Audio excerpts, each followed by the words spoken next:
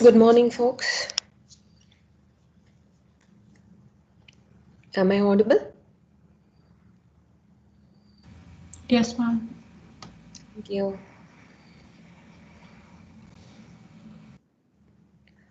All right.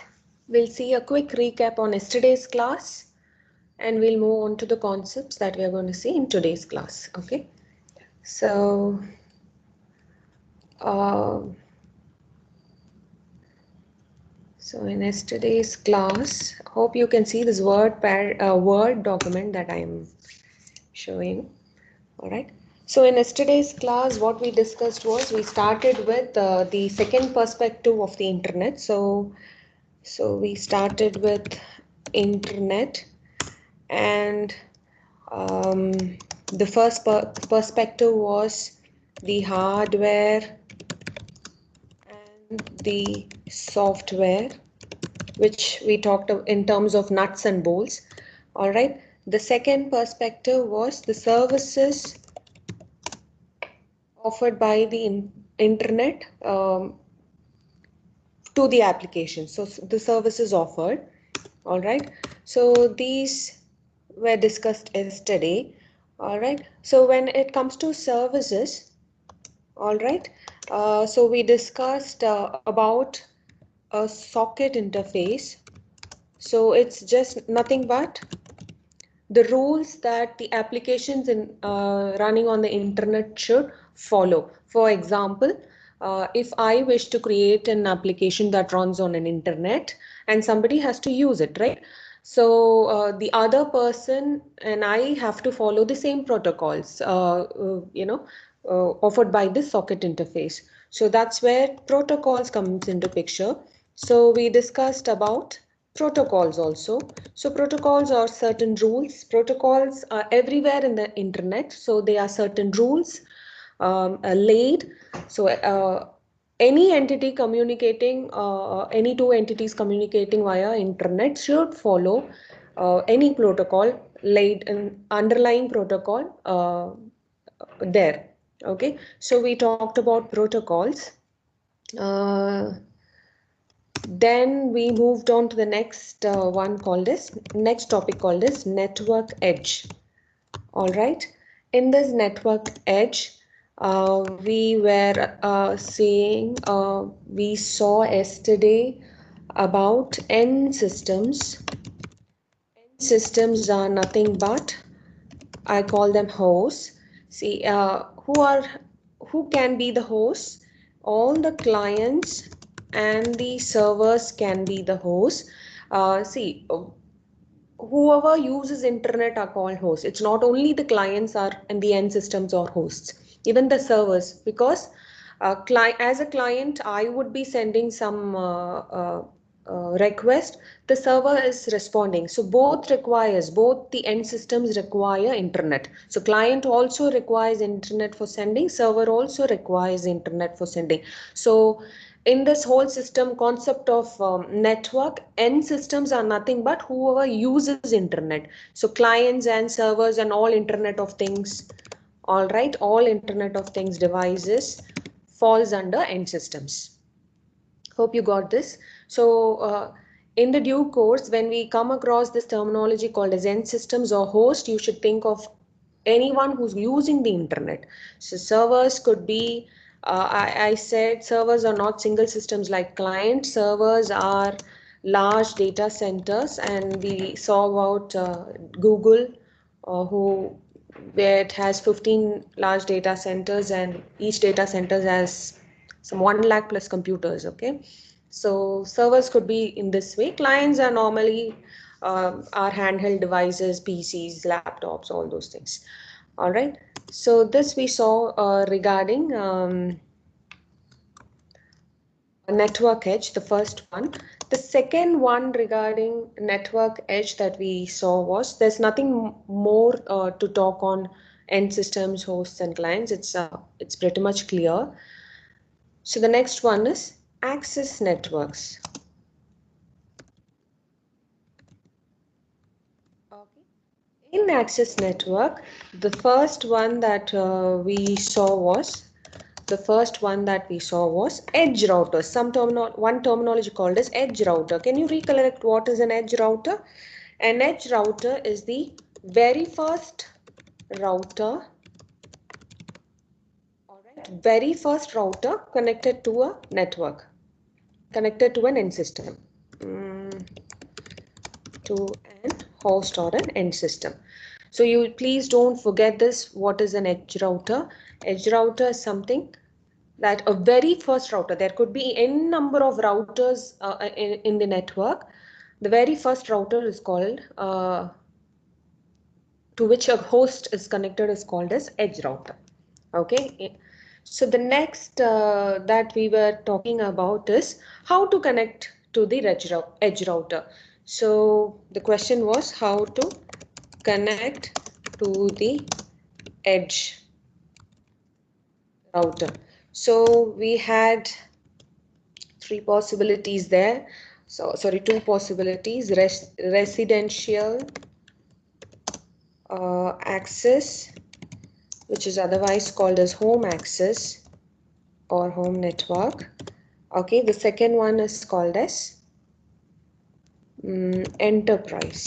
enterprise or school or university, anything you can have. Okay, altogether it is not the third one, but we would be also seeing about wired and wireless access in both residential and enterprise. All right, so we started with residential. Hope you can recollect what we saw in residential. In residential, there are two, technologies that are used for connecting the residential home access. That one is DSL. The second one is cable modem. So we saw DSL yesterday. So we'll see a quick recap on DSL and move on to cable modem and few other topics. All right. So we have to start from here today, and we will move on to all this wired and wireless. All right, so this is a recap about yesterday's class. So in today's class, we'll start with DSL again and go on to cable modem and what are the variations that are there in cable modem. Then go to enterprise. In enterprise, we'll be talking about internet and Wi-Fi and the upstream, downstream bandwidth of everything. So we'll talk about everything all together. So I'll close this. I'm moving on to the PPT. Okay, I've updated the PPT and uploaded it in the drive. Daily I will be updating it because if I get some new ideas, I will have to update it. So I would suggest you to take it from the drive and have a look, or you can now, if there's no delay, you can just listen to the class. All right, so I'll start with the network edge. Okay, so as you can see, the circled ones are hosts or the end systems. The host comprises of clients and also servers. Servers, I mean, it's data centers, normally a data center. When it comes to university or school servers, it's not like a corporate server. It could be comprising of 10 to 15 systems. That's it. All right. So all the circled one here are the hosts. There's nothing much to talk about the hosts. So we will move on to the access networks and physical media. So we have wired, wireless communication links, which can be used in residence, enterprise, everywhere. And the last one is, you can see the interconnected routers called as networks. All right. So we will move on to the next one. Here we talked about what a edge router is. So an access network that physically connects an end system to the first router on a path from the end system to another distant end system is called as access network. So how to connect an end system to an edge router?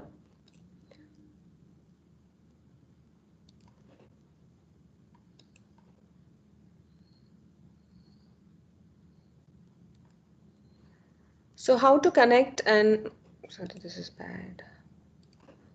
How to connect an end system to an edge router? All right, there are 3 ways and we'll be seeing all these ways now. All right, the first way is residential or home networks. All right, the 2 most common types of a residential or a home access are DSL and cable modem. Okay, DSL stands for digital subscriber line. Actually, in computer networks, you need to remember too many terminologies and too many acronyms. All right, because every protocol there would be an acronym. So it's then digital subscriber line, a DSL and cable, and the difference is always a cable modem is faster. All right, so we'll move on. This we saw yesterday, but a quick recap on that too. So first talking about the digital subscriber line. All right, look at the picture. So look at the picture. This is the home network wherein there is a PC, there is a telephone, and there is the DSL modem. All right, and there is a splitter. All right, look at the telephone network who's providing services for both voice and data. So this is the telephone network. This telephone network is connected to an ISP. It could be the telephone network itself could be an ISP, or it is borrowing from some other service provider. So these connection of routers are ISP, internet service providers. This is a telephone network. You assume it to be anything like Airtel or Reliance or BSNL. All right. So this is the central office where you have a component called as DSLAM. DSLAM stands for Digital Subscriber Line Access Multiplexer. Okay. Other than multiplexing job, it also multiplexing it collects signals from various home network and it combines there. But apart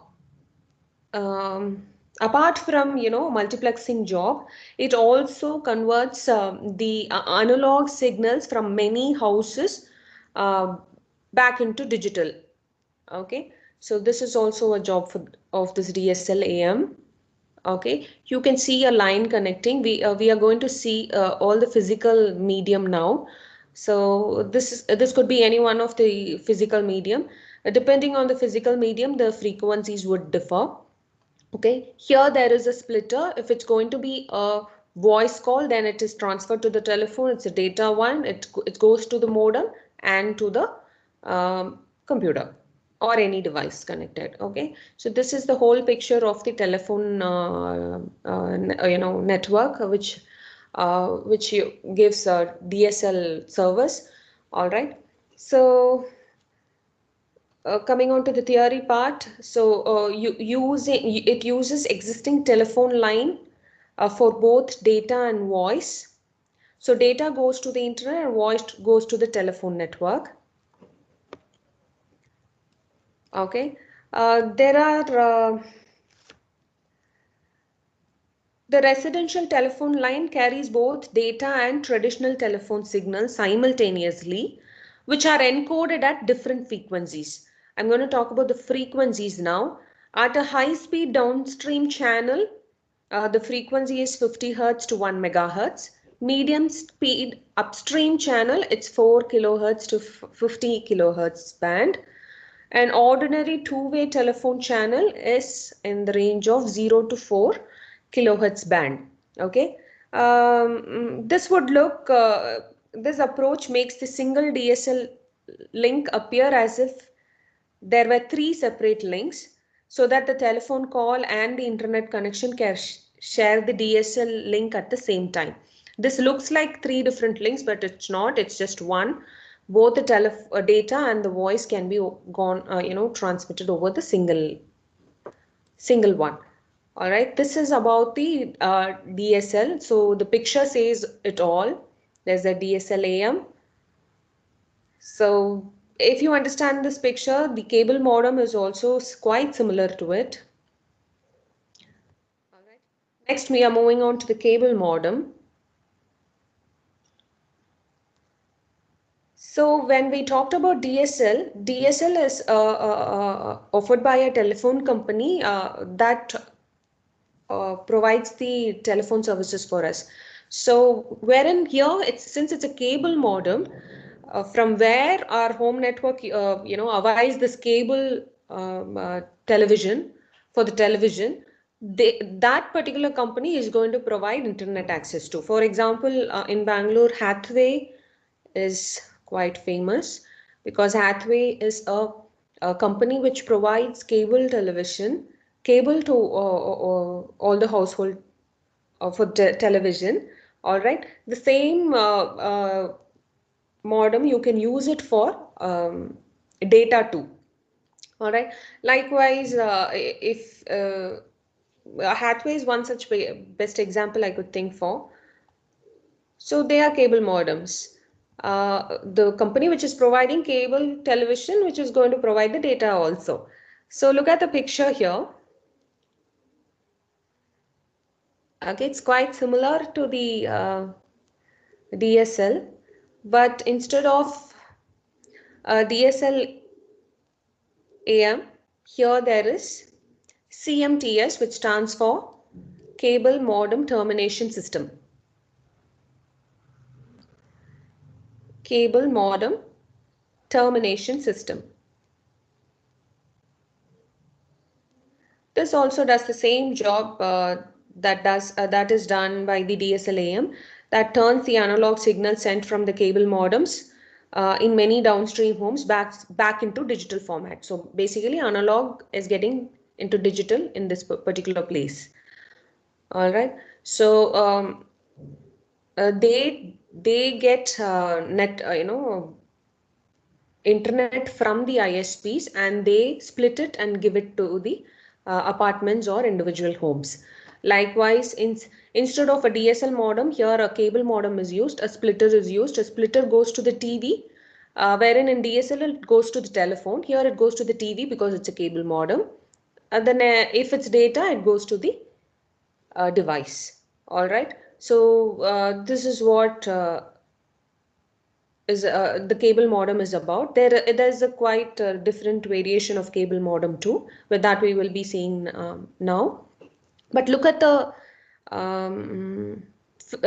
distribution network from the cable head end to the homes. There's a single line. This could be transmitted, the data and TV signals could be transmitted at different frequencies over a shared cable distributed network. So if you can see the picture, this is just a single line shared by different homes. All right. So cable internet access requires special modem called as cable modem. As in picture, you can see there is a cable modem. So a cable modem, it's an external device. It connects through the to the home PC to the through an Ethernet port. If you have a cable modem at your home, you can see the Ethernet port. You can go and just explore there. Okay. Then comes the next variation of cable modem. A cable modem here in the last one uses coaxial cables here. This distribution link would be a coaxial cable. Okay, wherein an improvement to the cable modem is with HFC. HFC stands for hybrid fiber coaxial. Here both optic fibers and coaxial cables will be used. So don't get confused with what are optic fibers, what are coaxial cables, what are twisted pair. So all we are going to see in physical medium.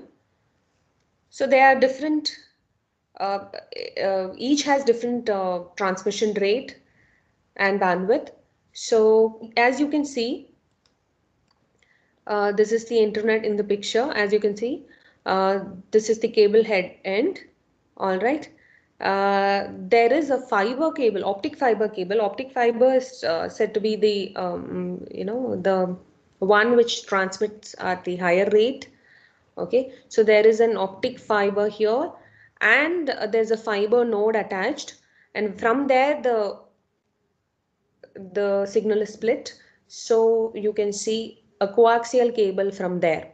Okay, so since this technology has both coaxial cable and fiber cable, it is called as hybrid fiber coax. So this comes along with the quite different variation in the cable modem. So you can see a fiber cable, optic fiber cable, and also a coaxial cable. The frequencies are different for every physical medium that we are going to see in the next upcoming slides. All right. Optic fiber has the highest transmission rate, both upstream and downstream. So if any network uses this, probably it will be good. So there's a coaxial cable where all the houses are connected. So the fiber node is responsible for splitting it to all the different houses. Okay, so this is a quite different variation of HFC, right? So moving on to, this is what is all about the residential or home access. There's one more that you need to know other than DSL and cable networks or cable modems. There's one more actually. Okay, but that's not used commonly. But few countries opt this. Countries like Sweden, Japan, South Korea, Singapore, and many more have opted this technology called as FTTH. It's a new technology. It also it's a replacement for DSL and cable modem in those countries. But in India, I believe we still many at least 85% uses this DSL and cable modem. Okay, so FTTH stands for fiber to the home. FTTH stands for fiber to the home. Okay, here completely there's all the connections, the communication links used by this FTTH is optical fiber. Okay, optical fiber is a physical medium which acts as a communication link. So it's not twisted pair or a coaxial cable or a copper wire, whatever it is. It's just this particular technology uses only optic fibers. Okay, since as I say, it's optic fibers, you could imagine the cost to install it. It's quite expensive. It's a bit expensive actually. So FTTH internet access rates in the gigabytes per second range. Okay, since it's optic fibers, obviously the transmission rate would be higher, right? So since everything is optic fibers, how to split to individual homes is a big question here. So there are two competing optical distribution network architecture to solve this issue. One is active optical networks, the other one is passive optical networks. Okay, we are not going to learn in depth about AON and PON. We are just you just need to know. Okay, since the whole technology is about the optical fiber link communication, how the distribution is going to be is meaning that the splitting of the data or the internet is going to be depends on AON or PON installation. Okay, whatever they use, right? So this is the new technology apart from DSL and cable modem. Then we will see about the picture.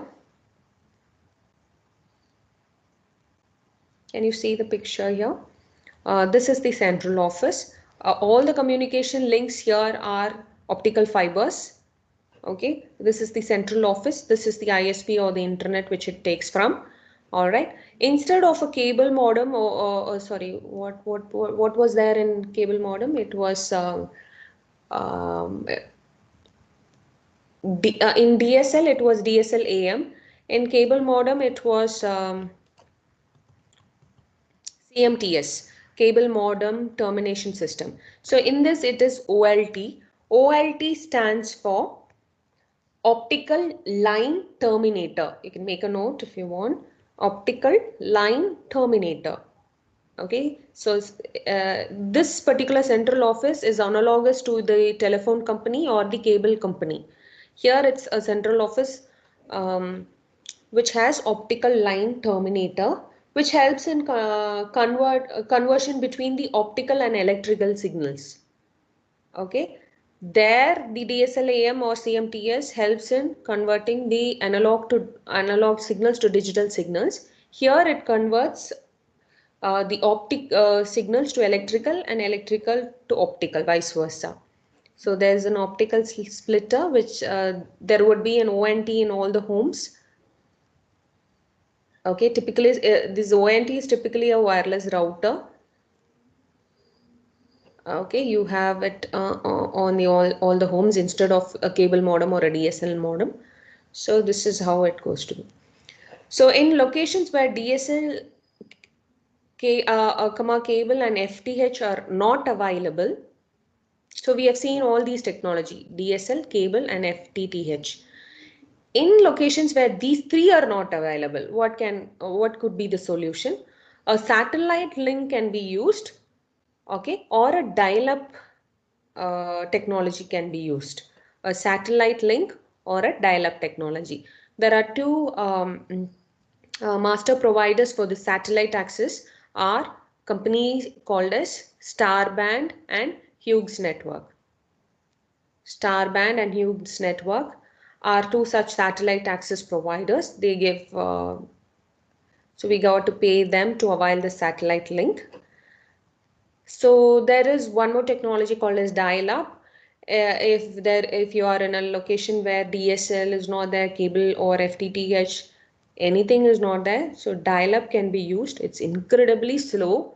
It was the traditional way of connecting to an internet, but now I hope this system is not at all there. I don't know where it is used, but earlier days this was used and it's replaced now by all the upcoming technologies. So dial-up or satellite link can be used if DSL cable and FTTH are not there. So this is all about home network. So in home network, you have learned DSL, cable, FTTH. If not these three, satellite link or dial-up. Okay, all the diagrams are same, only you have to differentiate in terms of this particular multiplexer. Okay, fine. Now we are moving on to enterprise networks. So now you can imagine, if I say an enterprise, it could be a corporate, it could be a school or an university or any institution also. All right. So the picture says it all. You have, so yesterday I told you that any packet switch that is circle in shape is a router, that is square in shape is a switch. Okay, please don't forget this. You have to represent this way only. Circle is, this is an international representation. Circle is a router, square is a switch. Fine. So the communication link here is mixed of both wired and wireless. You can see here there is wired, here via an Ethernet switch there is an, here if you see there is an wireless, right? In our home also you can see. You will have a wireless modem wherein you connect all your devices, right? You can also have a Ethernet or LAN cable wherein you can use it via wired also, right? So Both wired and wireless technologies are here. So we will cover the differences shortly regarding wired and wireless. So when I talk about Ethernet, so Ethernet is a wired access. Actually, to say in precise about Ethernet, Ethernet is the most prevalent LAN technology in any corporate, university, or home networks. All right. So Ethernet uses twisted pair copper wire to connect to an Ethernet switch. So if Ethernet is always a wired access, users typically have 100 Mbps or 1 Gbps access to the Ethernet switch. Whereas if it is a server connected to an Ethernet switch, then they may have 1 Gbps or even 10 Gbps. You can look at this picture. Look at this Ethernet switch. There are two Ethernet switches here. Probably assume one of the Ethernet switch to be there in the lab, and one more in the college, connected to the college server. Okay, so these Ethernet switches are connected to the router, from where the router is receiving the internet from any ISP. Okay, so this Ethernet switch also is connected wireless, wherein some 3 devices are shown here. So wireless also could be possible. So you can just imagine our college Wi-Fi, or in our staff rooms and all, we use wired Ethernet connection. So it's just a LAN connection. Probably if you're in hostel or somewhere, you would be using, in labs and all, it's just wired. If you are given a Wi-Fi password in this, you can use it remotely also. So it's just analogous to our college network.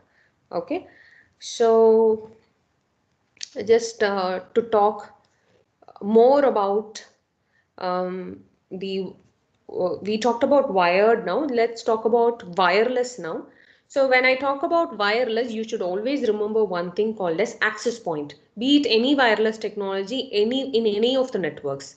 Okay, you should always think about one thing called as access point. Okay, in a wireless LAN setting, wireless users transmit or receive packets from an access point. So this should be there in all the wireless settings. Okay, so when I talk about the wireless, so I said wireless LAN setting or this. So it's formally called as IEEE 802.11 technology. So when I say a wireless LAN, it's just formally called as IEEE 802.11 technology. If it's informally known as Wi-Fi. So we know this as Wi-Fi, wireless fidelity. Okay, but the formal name of it is this one. So the LAN user must be typically within few meters of the access point. So the access point is important in a wireless LAN setting.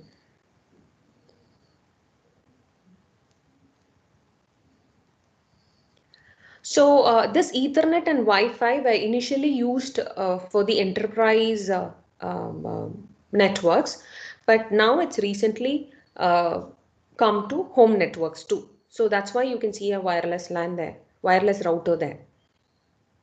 Okay, so now it's there in the home networks too, this wireless technology.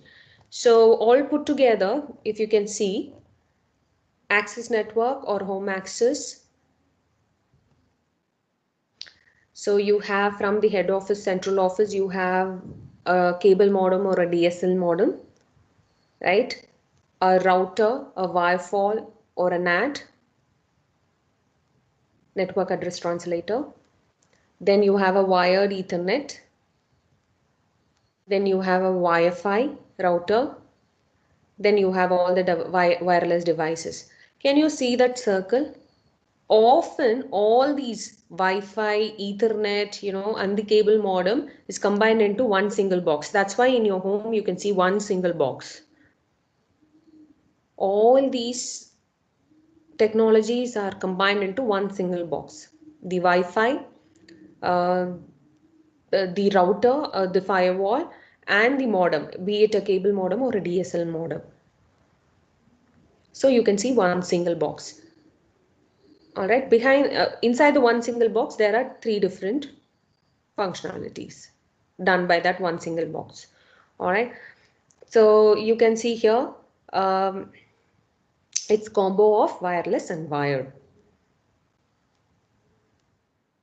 Okay, so this is about network edge. We are done with the network edge. Okay, now we are moving on to physical media. We're just an introduction and I'll stop the class. So now we have seen so much regarding communication links, right? We have seen, we gave an overview of some of the most important networks access technologies in the internet. For example, I have said that HFC uses a combination of fiber cable and coaxial cable. So we don't know what exactly the fiber cable does and what exactly the coaxial cable does. So in physical media, in this particular topic called as physical media, we are going to see about many communication links, be it wired or wireless. So just the introduction, and I'll stop with the introduction, right? So assume there's a data that needs to be transmitted from a source to destination. So it's going to travel bit by bit. So each and every bit that is getting transmitted will hit too many routers, too many transmitter receivers, transmitters. It just goes via many network components. You can't imagine how much a bit travels in a network. Okay. For each transmitter receiver pair, a bit is sent by propagating electromagnetic waves or optical pulses across a physical medium. So if you imagine a bit, it just travels across number of network components in between to reach the destination. All right. When I say about the physical medium, it can take many shapes. All right. It does not need to be the same. So from the source to the destination, it need not be one. For example, from the source to the first edge router, it could be a coaxial cable. From there on, it could be an optic fiber. From there to the next router, it could be a different communication link. So it is going to hit many different mediums. All right. So the examples of physical media here are, please make a note, twisted pair copper wire, coaxial cable, multi-mode fiber optic cable, radio spectrum, and satellite spectrum.